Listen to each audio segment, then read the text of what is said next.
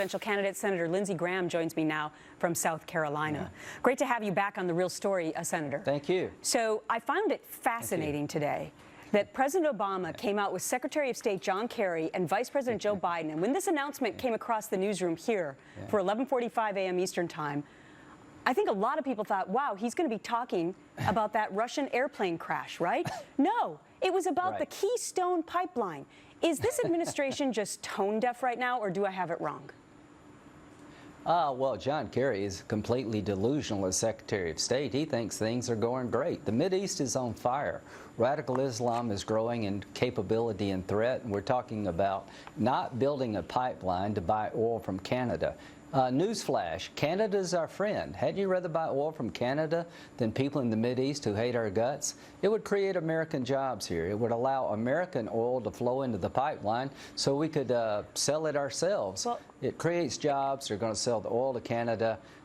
You know, make me president, we'll build a pipeline. It was interesting because the environmental left is... Yeah, it was interesting because even the Canadian leader, the new leader now, Trudeau, who's far left, he actually was disappointed in the president's decision today. I want to get you, though, to talk about this airplane tragedy because this is going to have, I mean, you've been talking about national security for a long time.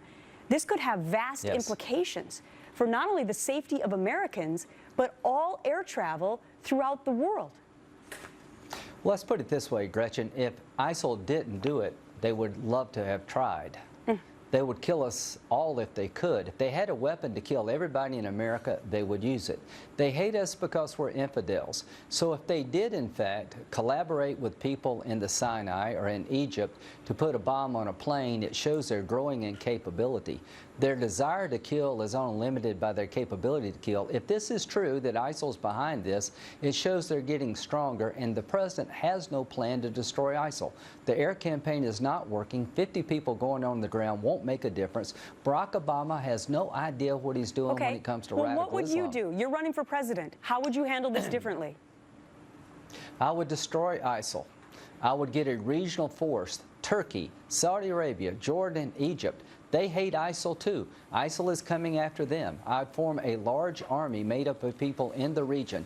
I would have a no-fly zone in Syria so we could train Syrians who are willing to fight against ISIL. 90% them, 10% of us. They would pay for the war, would go in on the ground, and would kill every one of these guys we could find.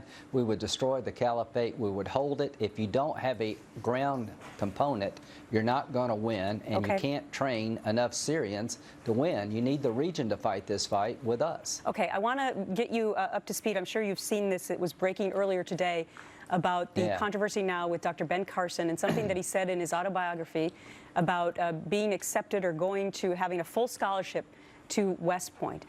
His camp has now had to come out and clarify, saying that that in fact was fabricated.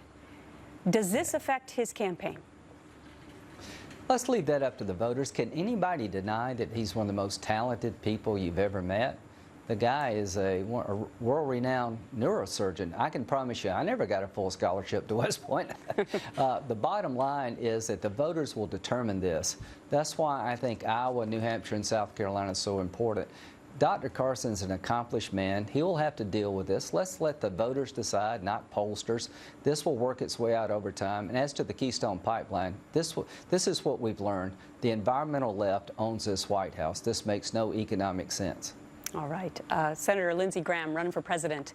Thanks for your time. Thank you.